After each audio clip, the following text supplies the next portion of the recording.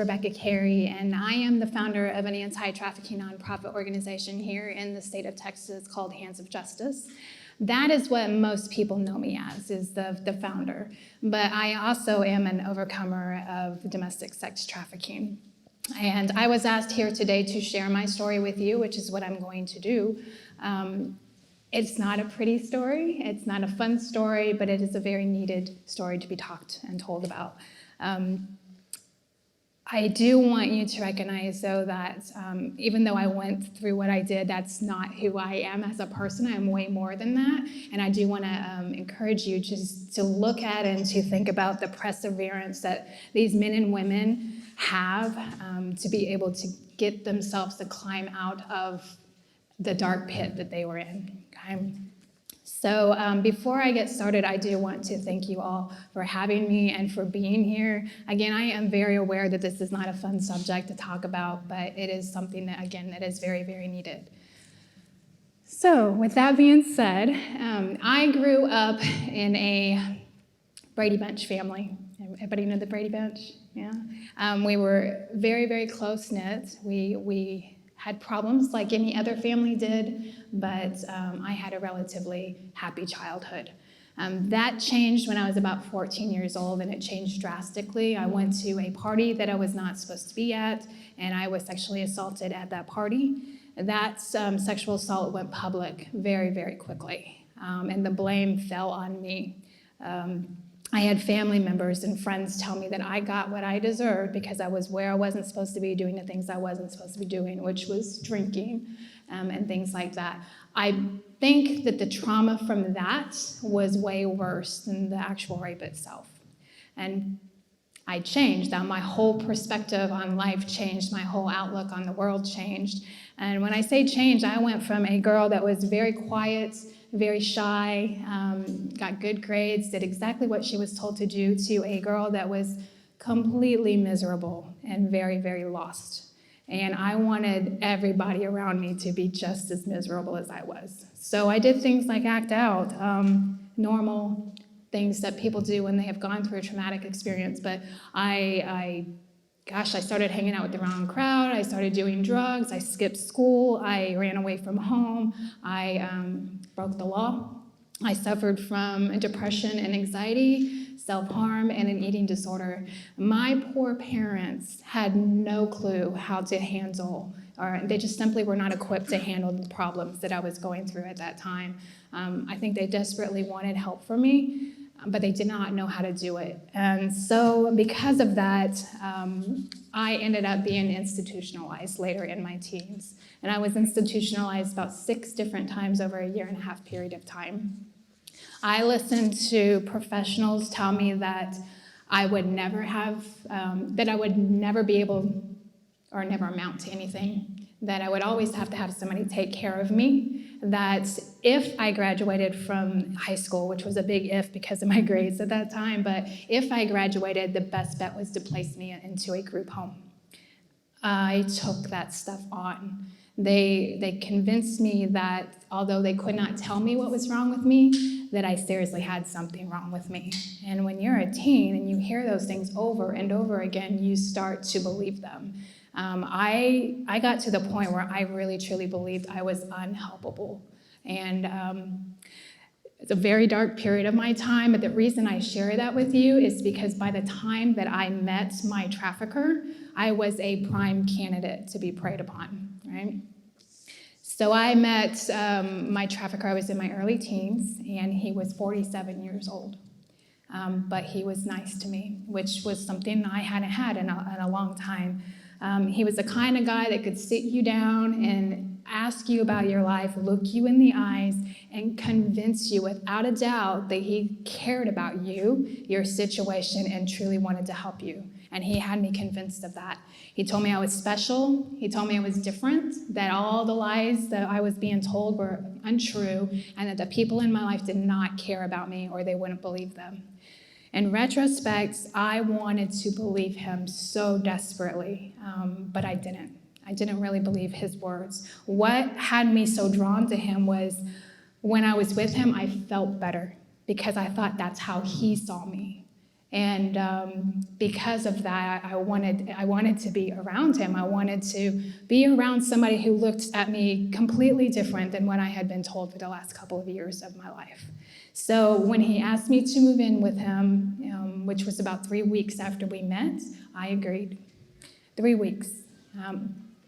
So I moved in with him, and for the first couple of months, it was great, or so I try to convince myself or tell people that it was. But again, in retrospect, he was also introducing me to hard drugs, and he was isolating me from my friends and family.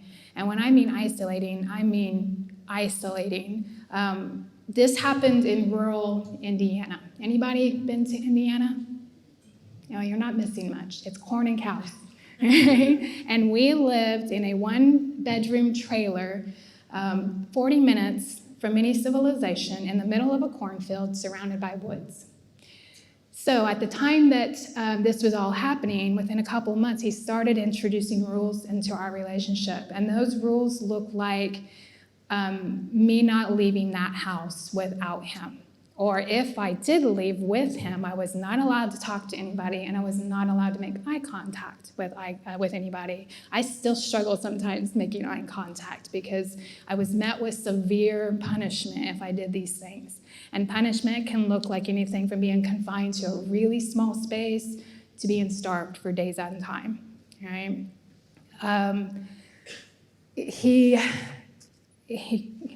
He went from being a really nice guy to being a monster very, very quickly. And he used control and manipulation and abuse to basically get me to a point of complete submission. He would tell me things like he loved me one minute and then the next minute be holding a gun to my head and threatening my family. He would tell me that he was going to take me out in the woods behind our house and tie me to a tree and lead me to the coyotes, which again, if you lived in Indiana, in rural Indiana, you heard them at night. And I absolutely 100% believed that he would and that he could do this. Stark reality is that this man beat me, he starved me, he played mind games with me, he confined me, he raped me, he threatened me and my family, and he did all of this so that he could get to the point where he was convinced that he could sell me and that I would not fight back. And at some point, that's exactly what happened. So for 2.5 years, this man sold me to strangers. And these strangers were good, upstanding citizens. They were lawyers, doctors, politicians, law enforcement. And then he also sold me to drug dealers and career criminals. Basically, if they could pay, I was made to perform. I cannot tell you how many times I've been sold, but it is somewhere in the realm of too many to count, basically. At the end of that 2.5 years, I weighed less than 100 pounds, and I was practically mute. I tell people I was practically mute, but the truth is I stopped talking willingly. I did not interact with these people. That was the one thing that I felt that I could control during that time in my life. So I willingly just had no voice. I did have a car, and every time I say that to somebody, I will get a question of, why did you not leave? The truth is I did. I left twice, and both times he found me and he brought me back, and that was always met with extreme punishment. Okay? And then something so drastically tragic happened, something that I still to this day struggle with even talking about, but it got me to the point that I knew that if I did not get away from him, that I was not going to last for another year. So my third attempt of getting away from him, I changed gears a little bit, and I took my car back into the city. I got a job. I lived in my car. And then I very quickly met a young lady that took me in exchange for me watching her children. And she introduced me to another gentleman. I was very leery of any people at this point in my life. I'm sure you can understand some of that. But this man was very, very persistent, and he convinced me he was very, very different than anybody I had ever met. I kept anticipating this man wanting something from me eventually, right? But instead of that, he knew for some reason, without me telling him, that something was wrong, and he helped me by taking me to a safe place. And over time, it did take a lot of time, but over time I was convinced that he did care about me, and 2.5 years after that, we got married. Keep in mind, though, my now new husband had no clue about my past. There wasn't one person that knew about my past. So my husband and I lived in Colorado, which is where we got married, and then we moved here to Texas. And I started working legitimate jobs that I found that I was really good at. I made friends. I started teaching dance at a Christian youth theater. I attended church, and I went and enrolled myself back into college. So from all appearances, my life looked great, but, and it wasn't. I think people thought I was normal, but there is no normal after something like human trafficking.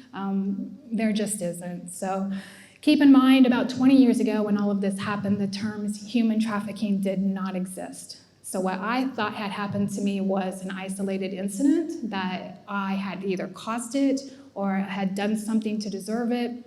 And so at this period in my life, I was struggling really a lot. I was struggling a lot. The shame and guilt that's associated with something like that is so large, and I really had no clue how to handle it. There were points where I did seek out therapy, but it was one of those things where I just could not bring myself to share. If anybody has ever suffered from shame, which I think every person in this room has had a moment of it, it's a powerful emotion, and it will keep you in bondage long after the shameful event itself. My shame kept me in bondage for 15 years.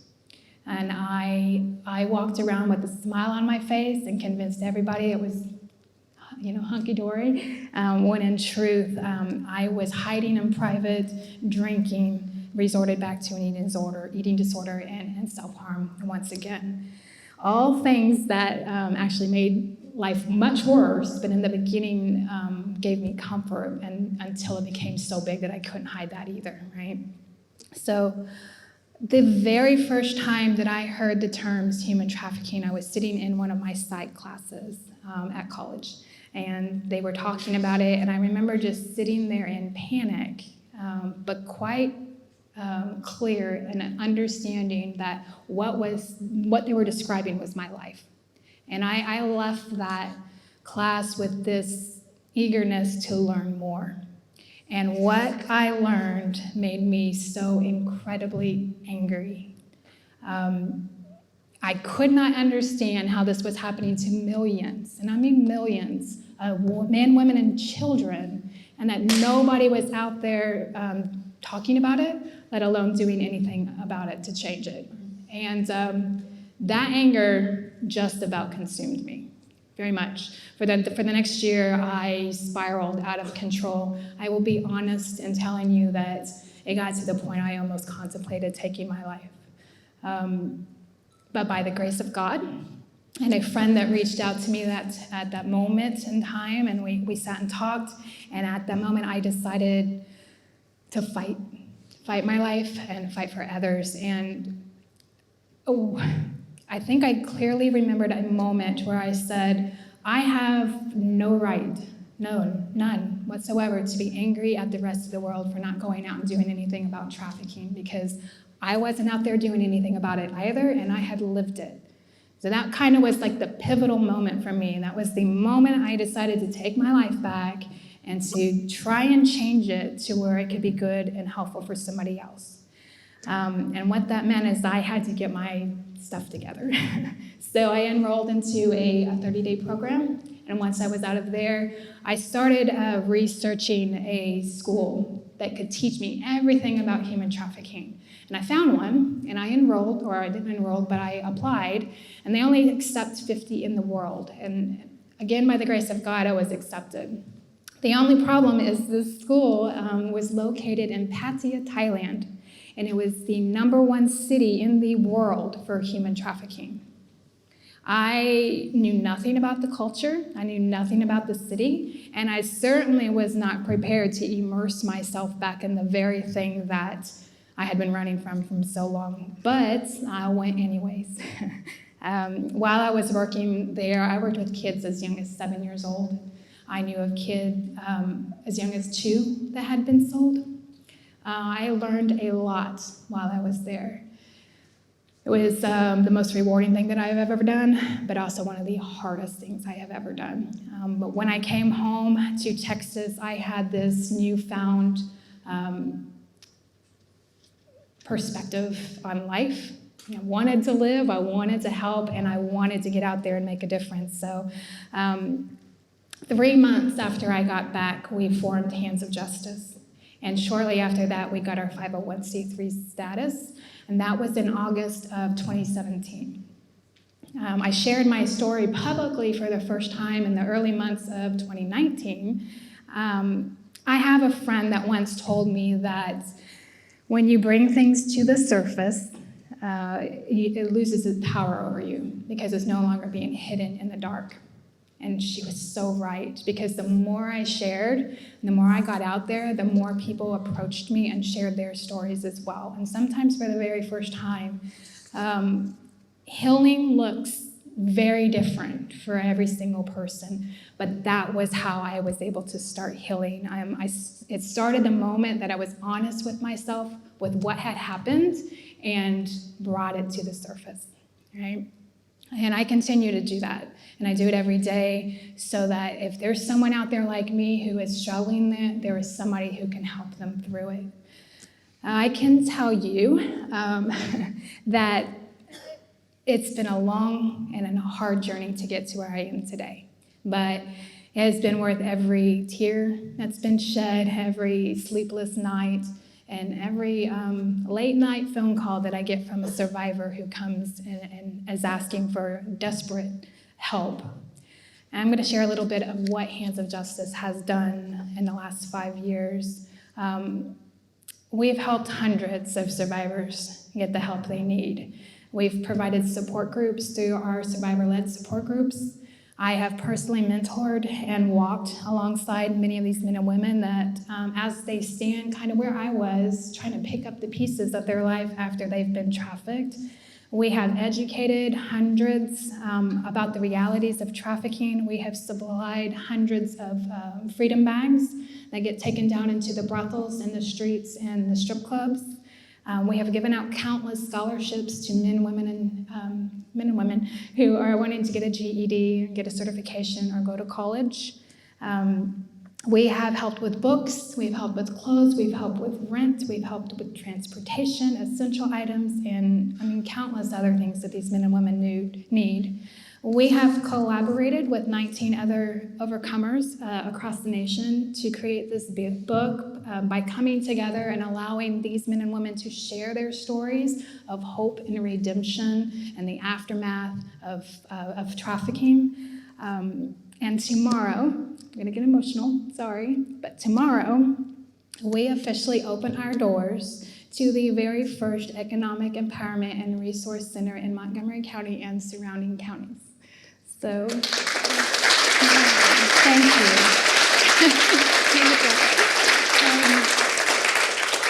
So with that being said, I do want to invite you guys to our grand opening.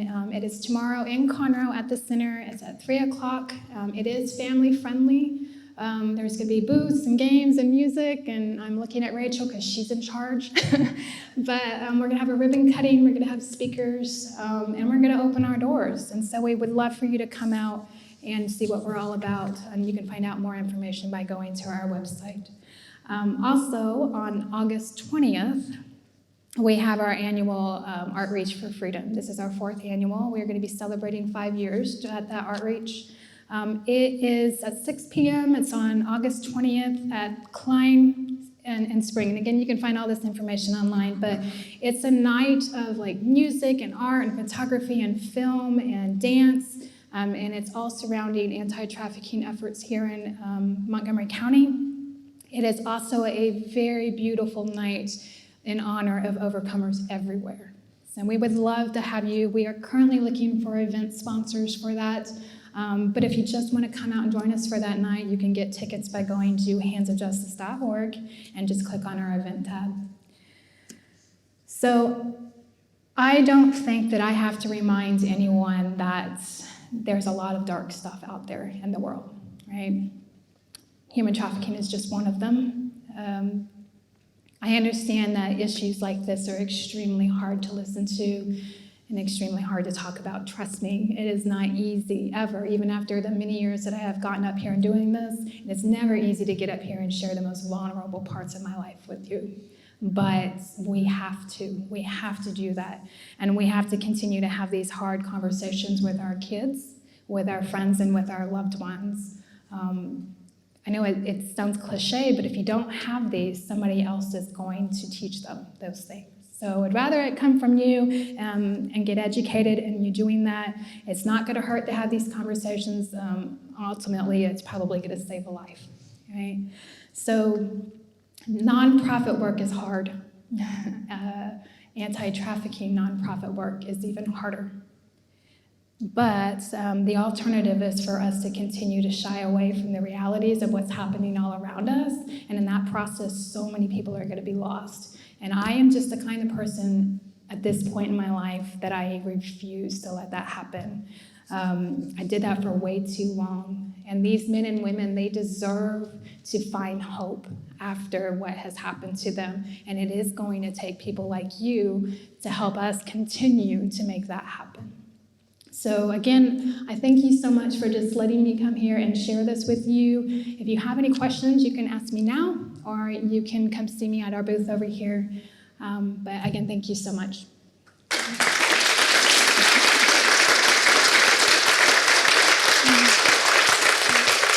Do you have a question, Randy? I do. Yeah. As parents and grandparents, what are some of the things that they should be on the lookout for? Red flags, alerts? Yeah, red flags. Oh gosh, there's a long list. Thank you for that.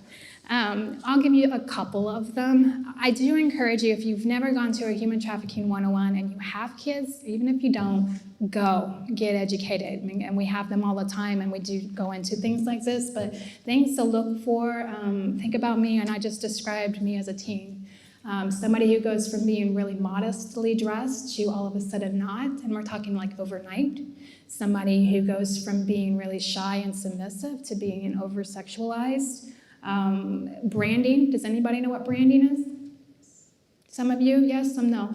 Basically, in the world of trafficking, pimps or traffickers will brand their victims like cattle. Normally, they will have a tattoo either on their neck or on their arm, right here. It's an unspoken language between traffickers that that person's already owned. Lack of eye contact is the big one. Again, as you heard that my trafficker asked me not to make eye contact, this is another unspoken language between traffickers and pimps. If I'm out on the street and I make eye contact and it happens to be another trafficker, they automatically own me. And so what happens is the original trafficker has to go back and pay for me. And if they choose to do that, what do you think is going to happen? They're going to make you work overtime. And then they're going to punish them. So a lack of eye contact is a big one. Bruises, cuts, burns, any kind of abuse for neglect. I could go on and on, Randy. So again, if you want to learn more, come speak to me after, and I can tell you. Does anybody else have any other questions? Yes. No hope seems like they're not going to accept any hope. How do you offer someone help if you run across someone like that? If you see someone like that? That is a really good question, and I get asked that actually a lot. The sad reality is if it's a child, somebody who's under the age of 18, you can report it, and they will get help. If it's someone like me, who is not an adult, they have to, by law, be willing to leave.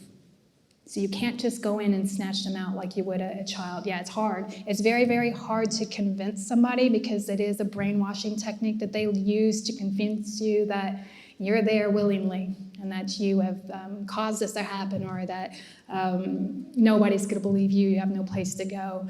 So again, the sad reality is that a lot of these men and women will not ever get out of that situation. I mean, there's not like something that someone could have said to you that would have no. made you go, you know what, I'm going to take a chance. I mean, you have to make up your mind to get away from Yeah. it once you're in it. So the trick is Yeah. make sure people don't get in that situation. Yeah, yes, the prevention and education is the key to helping this stop and for it not to happen to another person. But if you're already in it, again, you have to be willing to leave. But I think if there was one thing that somebody could have done for me back then, it was to show up and consistently show up and tell me I'm here no matter what. And if they do that and I decide to leave, that's going to be the first person that I think of to reach out to help. 20 years ago, though, I didn't have the signs for trafficking, so I had nowhere to go, even if I wanted to. So how would you do that, though? I mean, it sounds like whoever you were with, like, Yeah. had pretty tight grips. Yes, he did. So, I mean, so how do you, like, show up? Is Yeah. I mean, is it bring a sack lunch? Yeah, no. I think I don't want to say that my case is different. Mine is very much was an isolated incident, but meaning I was isolated. But a lot of these men and women, you're around every day. You just don't know you are. They're sitting next to you at church. They're sitting next to you in school. They are working legitimate jobs on top of being trafficked. And so basically I always just say if you see signs, even if they're not being trafficked, there's something desperately wrong with them and they need somebody, so just show up. You can join organizations like mine and actually go down into brothels and strip clubs and join, giving them bags and building a relationship with them. It is a process. It's not one of those where you go in thinking that you're going to rescue these people and take them right out. You build relationships with them. So we actually have brothels Yes. in Houston that, like, you go and knock, knock, knock. Somebody knows there's a business there. Yes, so there are over 420 illegal massage parlors in the city limits of Houston alone. That's not including Woodlands, that's not including Spring, or 1960 has gotten really bad. These are brothels fronting as legitimate businesses. So yes, we do go down into them and we build relationships with these ladies. So are any of those, like, legitimate No. businesses? I mean, Oh. like, so if you go to a Thai massage place, that's Yeah. probably a brothel. No, so I can tell you some signs to look for, and these are really apparent. If you go to a massage parlor and it's a darked out windows, huge sign. There's normally a door where you have to be buzzed in, which is not normal to go into these places. If you have to be buzzed in, normally there will be a camera on you outside to buzz you in. That's the second sign. A lot of these places do not have legitimate signage on them. They're like banners instead. That's a third sign. I have walked into some of these massage parlors, and in the foyer, in the sitting room, is a mattress on the floor. That's fourth sign. And then normally if you can walk into these places, there'll be another door beyond that, and that's where the girls are. If you're a guy like you, they're going to buzz you right in, and then these girls are going to come out, and they are not going to be dressed appropriately. If I found out a place was that, then who do I call? You would call someone like me, and then we have the appropriate authorities too. HATRA, who's in Houston, that's their Human Trafficking Task Force. And then there is a spot where you can go what's the word? Oh my gosh, I'm blanking. Reported? Yes, thank you. Yes. But also there's a human trafficking hotline, which if you need, I can get to you. But we hand that out weekly to girls, and you can call it and report it there. Sorry, go ahead. Becca, Yes. what can we do? What would you like more people to do? You tell me what does work. What works is education. Sitting down, I give a 2-hour presentation, and we probably go into much more depth than most people. We talk about what it is, what it looks like, signs, pornography. We talk about online safety, because online, unfortunately, is the number one way that kids are being groomed as well as being sold. So we talk about all these things, and we help you understand what you need to do when you see something. Because the more you're educated, the more you're going to see it. And again, it's all around you guys. So, Yeah.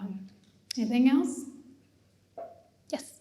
What age do you recommend that people can start, like teenage girls, can they start going to those kind of informative? Yes, so we open it up to 13 and up. And the reason we do that is because I have gotten a lot of pushback from parents if it's younger, which I understand. But you need to understand the average age that somebody is being trafficked is between 11 and 14 years old. 11 for men and about 14 for girls. So if we're not having those conversations before then, they're going to end up in something like that. So I strongly suggest as parents that you come and get educated if you have kids younger than 13 and have those conversations. And then if they're 13 and up, bring them. Bring them. It's a stark reality, but I've worked with teens every day, and it's helped a lot of them escape some of those things. Yeah. Yes? Becca, you said earlier that this experience is not who you are. Mm. You shouldn't look at you just through that lens. So would you want to tell us what qualities do you have, I know we're modest, that helped you get out of the hole? Because not everybody does it. I know, and I get asked that all the time, and all I can say is God.